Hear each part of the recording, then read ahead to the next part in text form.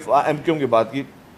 MQM देखें जी, आपको पता है कुछ दिनों से वो दोबारा से उनको जो है वो दोबारा शौक चढ़ गया है। वो शौक अपना पूरा करते रहे।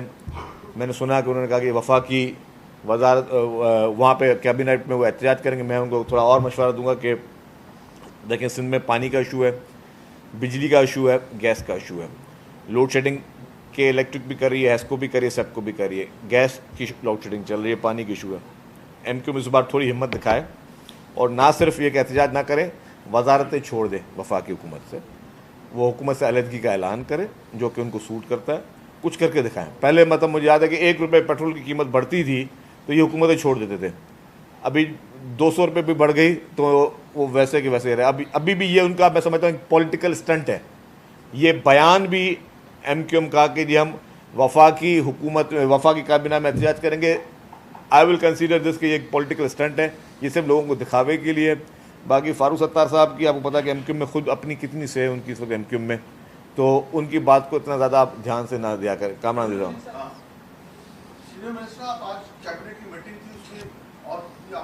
से क्रैकडाउन का फैसला किया है और अपने कैबिनेट ने ये फैसला किया कि जहाँ जहाँ पे हमें जो इत्तलात मिलती रहेंगी, चाहे वो हमारे अपने फूड डिपार्टमेंट के ज़रिए इत्तलात मिलें, एग्रीकल्चर डिपार्टमेंट के ज़रिए इत्तलात मिलें, या सिंध पुलिस को भी उसमें इन्वॉल्व किया है और हमारे जो स्पेशल ब्रांच है उसको भी इन्वॉल्व कर रहे हैं। जहाँ जहाँ पे हमें इत्तलात मिलेंगी कि जहाँ पे कोई ज़ख़ीरा अंदोज़ी कर रहा है तो हम उसको सीज़ करेंगे उस गंदम को। तो ये काबिना ने फैसला किया। फिर महकमा खुराक में इंटीग्रेटेड मैनेजमेंट सिस्टम मुतारिफ़ कराने का भी फ़ैसला किया गया है। उसको डिजिटलाइजेशन का उसमें मखदूम साहब जो मिनिस्टर साहब हैं वो उसमें आपको थोड़ी तफसीली देंगे। फिर Sindh information technology company SITC को मनसूबे में शामिल करने की सिफारिश की गई है। SITC को मनसूबे के तफसीली जायजे के लिए 1 माह की मोहलत देने का भी फैसला किया गया है। कौमी गंदम पॉलिसी 2026 से 2030 के जायजे के लिए सेक्रेटरी खुराक, सेक्रेटरी ज़राअत और कानून पर मुश्तमिल कमेटी तश्कील दे दी गई है। अच्छा, दो आपने मुख्तलिफ बातें, जहाँ तक वो आपने बात की कि गैर मुल्की 2 ख़वातीन के साथ ज़्यादती का इशू है, ये बहुत ही अफसोसनाक वाक़या है। इसकी जितनी भी मज़म्मत की जाए वो कम है और मैं समझता हूँ कि हर शख्स जो है उसकी वो मज़म्मत कर रहा है। और पंजाब गवर्नमेंट ने प्रॉम्प्ट एक्शन भी लिया है, गिरफ़्तार भी लोग किए हैं। जहाँ से आपने उसका नाम लिया, देखिए किसी भी, मैं एक चीज़ जनरल कह रहा हूँ, इसको भले आप किसी उसमें ना लें, अगर कोई भी शख्स है वो ज़िम्मेदार अपने एक्ट का खुद होता है कि जी अगर उसका ये जोड़ा जाए कि जी वो किसी का रिश्तेदार है तो फिर उसको हम ज़्यादा, तो जिसका रिश्तेदार है उसको भी आप करें। आजकल के दौर में हर इंसान मसरूफ़ होता है, हर कोई अपने अपने अपनी ज़ात की ज़िम्मेदारी रखता है। अगर किसी का इनफैक्ट बच्चा भी हो या उसका कोई नवासा है या कोई कज़न है या चाचे का भतीजा या कोई भी है, तो ये चीज़ें पे मैं समझता हूँ उस शख्स को अगर हम क्रिटिसाइज़ करना शुरू कर दें वो चीज़ ज़्यादती हो जाती है। यस कि ठीक, अगर उसकी वजह से कोई असरअंदाज हो रहा है किसी इन्वेस्टिगेशन इंक्वायरी में या उसको मदद कर रहा है, फिर आप उसको क्रिटिसाइज़ कर सकते हो। क्रिटिसिज्म सिर्फ उस सूरत में बनता है कि अगर मेरा कोई रिश्तेदार उसने कोई गलत काम किया और मैं उसको प्रोटेक्ट कर रहा हूँ या मेरी पोजीशन उसको प्रोटेक्ट करिए, फिर बिल्कुल मुझ पर बनता है। लेकिन अगर मेरा कोई भी रिश्तेदार या मेरा बेटा हो या मेरा कोई कज़न हो, वो कोई भी अमल करे तो उसका डेफिनेटली अकॉर्डिंग टू लॉ उसको उस कानून का उसमें फेस करना है। लेकिन जिम्मेदारी जो है वो उस शख्स पे आप नहीं दे सकते कि जी जिस तरह आपने ये वो अली डार वाला मिसाल दिया, उसको आप, मुझे पता है आप कैसे रिलेट कर रहे हैं, I don't want to take the name, but the thing is के उसमें मेरे हिसाब से हर एक की अपनी अपनी सोच हो सकती है।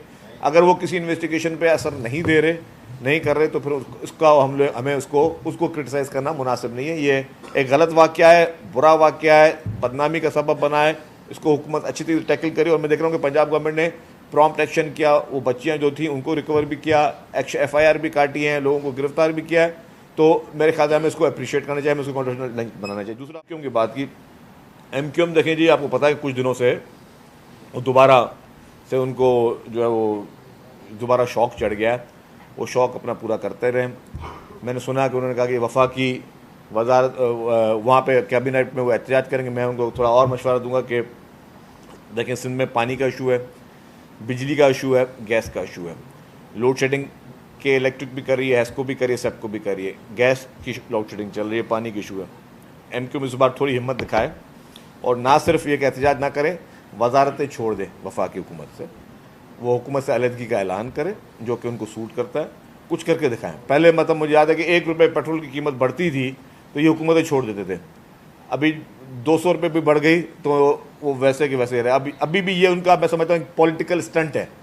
ये बयान भी MQM का कि जी हम वफाकी हुकूमत वफाकी काबीना में एहतजाज करेंगे, आई विल कंसीडर दिस कि ये एक पॉलिटिकल स्टंट है, ये सब लोगों को दिखावे के लिए। बाकी फारूक सत्तार साहब की आपको पता है कि MQM में खुद अपनी कितनी से है उनकी इस वक्त MQM में, तो उनकी बात को इतना ज़्यादा आप ध्यान से ना दिया करें। कामना दे रहा हूँ। सीनियर मिनिस्टर आप आज कैबिनेट की मीटिंग थी उसमें और आपने चीज़ें बताई चल रहे हैं सिंध में जो करप्शन से रिलेटेड है। एक तो आपके जो मिनिस्टर फॉर लेबर है वो फ्लोर ऑफ द हाउस पे कह चुके हैं कि उनके इदारे वर्कर्स वेलफेयर बोर्ड में कोई 20 अरब रुपए की करप्शन हुई है।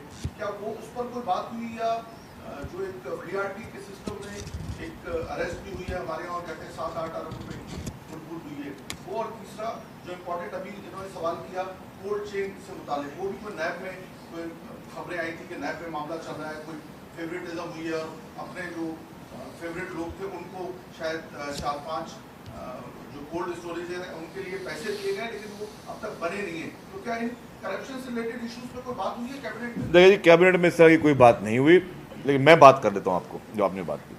जहाँ तक बात की आपने लेबर की, तो लेबर मिनिस्टर एक हमारे मिनिस्टर साहब हैं, उन्होंने एक निशानदेही की, उन्होंने कई खिताब किया, उन्होंने जुडिशरी पे वो बात कर रहे थे कि जी जिन लोगों को उन्होंने उनकी नज़र में उनके महकमे में कोई गलत बात हुई और उन्होंने कुछ लोगों को हटाया और उन लोगों को वो लोग शायद स्टे लेकर आ गए, तो उस पर वो जो मिनिस्टर लेबर हैं वो उनको एड्रेस कर रहे थे। जहाँ तक आपने बात की इसकी येलो लाइन BRT की, येलो लाइन BRT की जो है उसमें एक इरेगुलरिटी हुई, कॉन्ट्रैक्टर को एडवांस पेमेंट दी गई। जब हमने उस PD को हटाया तो उसके बाद एक दूसरे PD जब उसको रखा, उस PD ने निशानदेही की कि जी यहाँ पे एज़ पर कॉन्ट्रैक्ट पैसे नहीं दिए गए, उससे ज़्यादा पैसे दिए गए हैं। 7.5 अरब रुपए की पेमेंट है जो कि कॉन्ट्रैक्ट से ज़्यादा होकर दी गई। तो जैसे मुझे उन्होंने बताया तो मैंने इमीडिएटली वो पूरे अपने सेक्रेटरी ट्रांसपोर्ट को भेजा, मैंने चीफ सेक्रेटरी साहब को बताया, चीफ मिनिस्टर साहब को बताया और फिर हमने राइटिंग में लेटर लिखा। उस पर हमने राइटिंग में लेटर लिखा कि जी ये इस तरह की चीज़ें हुई है और हमने 30 मार्च को लिखा चीफ सेक्रेटरी को कि जिस पर गवर्नमेंट एक्शन ले। फिर एंटी करप्शन डिपार्टमेंट ने उस पर एक्शन लिया, उस शख्स को गिरफ्तार किया। तो ये आप देखें कि अगर कहीं पे कोई इस तरह की चीज़ें हो रही तो हुकूमत खुद जो इंटरवीन कर रही है और हुकूमत खुद एक्शन ले रही है।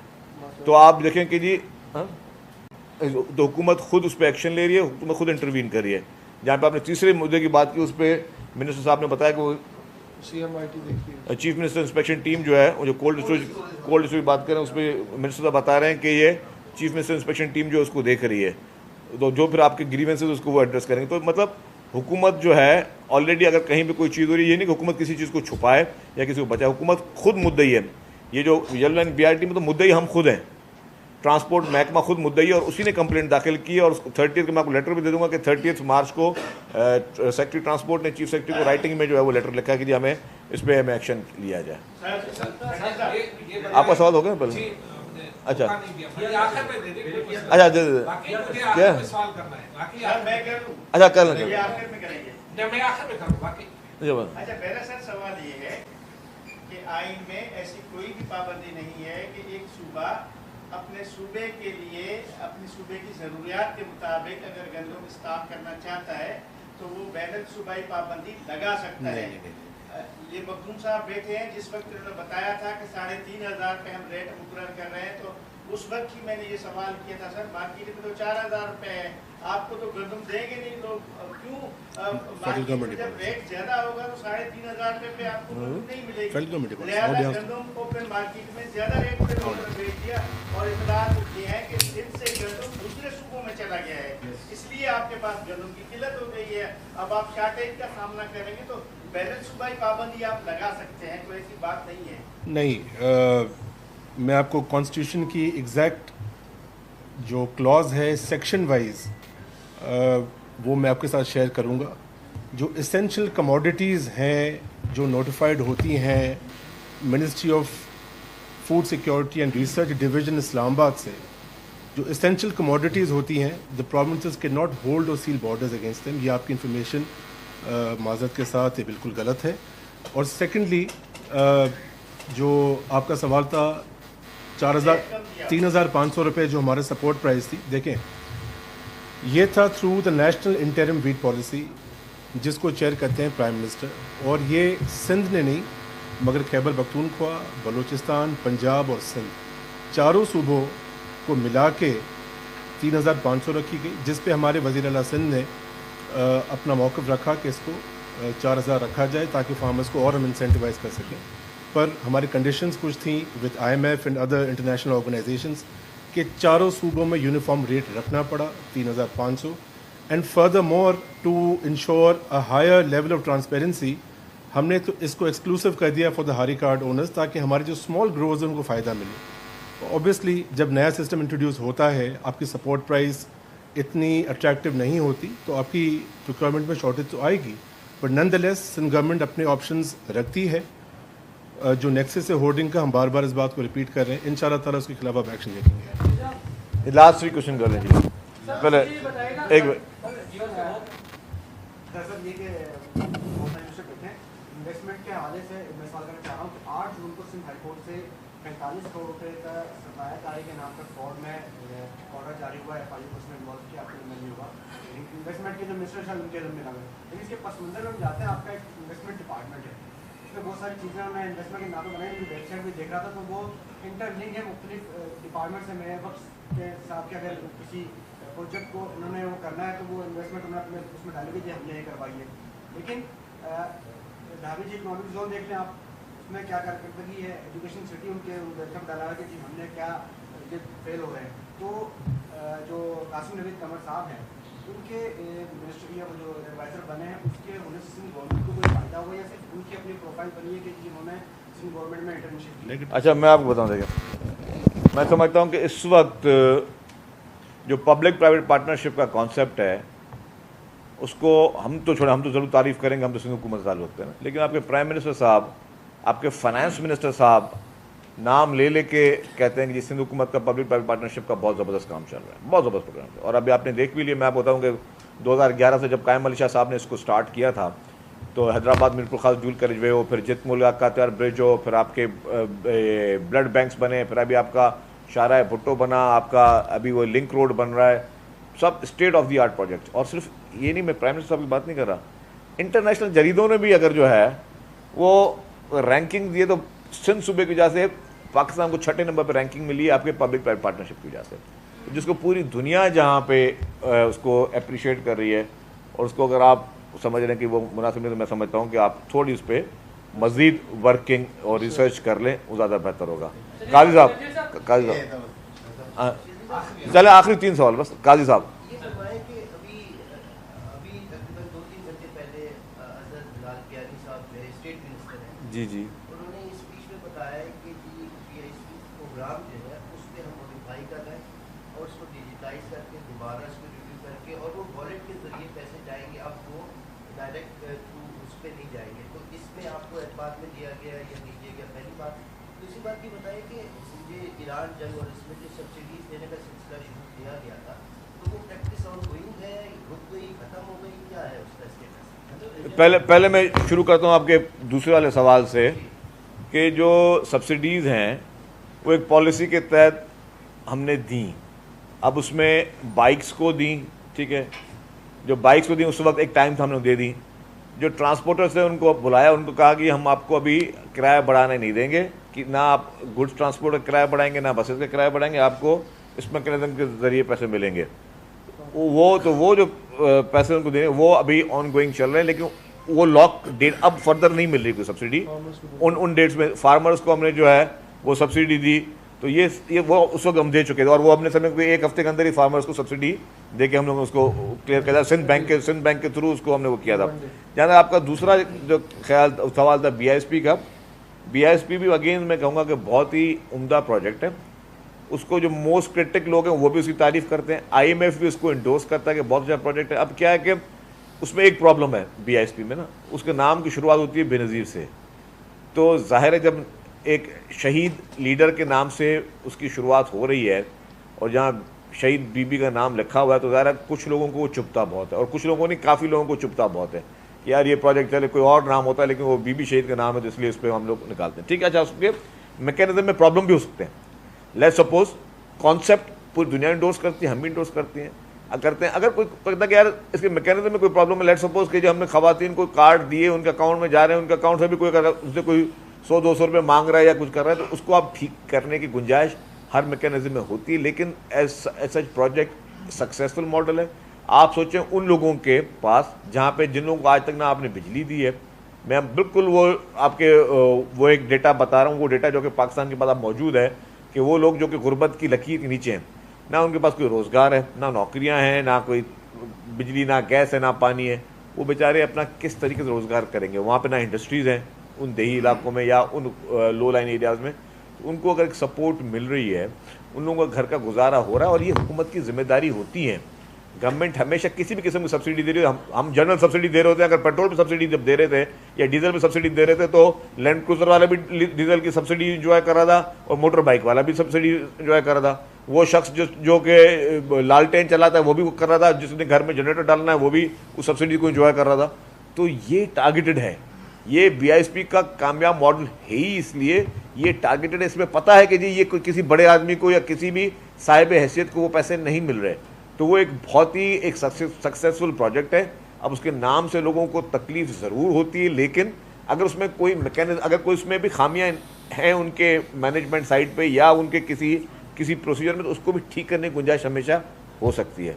शकील साहब के बाद आप। हाँ, शकील साहब, अभी इसका इशू आया है ज़मीर अब्बासी का। इससे पहले सेक्रेटरी लाइव स्टॉक थे, लाइव पेमेंट बजट पूरा लेके पाकिस्तान से चले गए। साकिब सुमो थे, सेक्रेटरी ज़राअत बजट लेके चले गए। रिसेंटली जिला मटियाली और नौशर करोड़ की टीम आए थे, उनकी ज़मीनों की जो कीमत वो ले ली गई। तो सर ऐसा हुकूमत पूरी सिस्टम बनाती जिससे किसी अफसर को इतना ना हो कि वो इसी तरह एक मुश्त में एक चेक काटे पैसे ले और चला जाए, उसको कोई आज तक कोई सजा भी ना हो। देखिए बात सुने, सज़ा है ना, अभी आप देखेंगे सज़ा दे रहे हैं ना। अब एडवांस पेमेंट हम आपने जैसे मुख्तलिफ डिपार्टमेंट की बात की, जिस डिपार्टमेंट में भी एडवांस पेमेंट होगी तो उस पर गवर्नमेंट एक्शन लेगी। देखिए पेमेंट्स करने के पेमेंट होनी भी है, लेकिन आप एक मैकेनिज्म बनाता है इन प्रोजेक्ट्स में। आपने एक IPC जनरेट होती हैं जिसको कंसल्टेंट वेरीफाई करता है। जब IPC जनरेट हो जाए, मतलब कॉन्ट्रैक्टर ने काम कर लिया, उसके बाद IPC जनरेट होनी है। IPC जनरेट हो जाए उसके बाद कंसल्टेंट ने वेरीफाई कर दिया, आपने पेमेंट दे देनी है। अब कुछ लोगों ने एडवांस पेमेंटें लिए हैं तो उसके लिए तो हमने एक्शन लिया ना। आप देखें कि इससे सख्त कार्रवाई इससे पहले कभी भी नहीं हुई। तो ये कार्रवाइयाँ हुई इसलिए रही कि आइंदा बाकियों के लिए भी मिसाल और बाकी कोई इस तरह काम ना करे। और अगर किसी और महकमे ने भी एडवांस पेमेंट की है तो उसको भी जो है इसी तरीके से उसको भी डील किया जाएगा। जी, 422 रुपये लीटर से पेट्रोल अब 300 रुपये पर आ गया और मजीद भी कम हो रहा है। जैसे कि गदूद वाले बताया कि आटा महंगा, उस पर आप काम कर रहे हैं, ट्रांसपोर्टर किराए कम करने को तैयार नहीं है। इसमें जो रोजमर्रा के अशिया है क्वेश्चन इस पर भी कोई कमी पेशी नहीं नजर आ रही। तो लोग पूछ रहे हैं कि इन पर अशिया पर कीमतें कम होगी और पेट्रोल की कीमतें और कम होने जा रही हैं। इस हवाले से आपके क्या इक़दाम? देखिए जी, जब भी पेट्रोल की कीमतें मज़ीद कम होंगी, महंगाई पे ज़्यादा डेफिनेट असर पड़ेगा, महंगाई कम होगी। और उसके लिए कमिश्नर्स और असिस्टेंट कमिश्नर्स, डिप्टी कमिश्नर्स की कमेटियाँ हैं जिन्हें प्राइस कंट्रोल कमेटी में देखते हैं। वो सब उसको उनसे लोगों से, उन एसोसिएशन से बात करके प्राइसेस को नीचे भी लेके आ रहे हैं।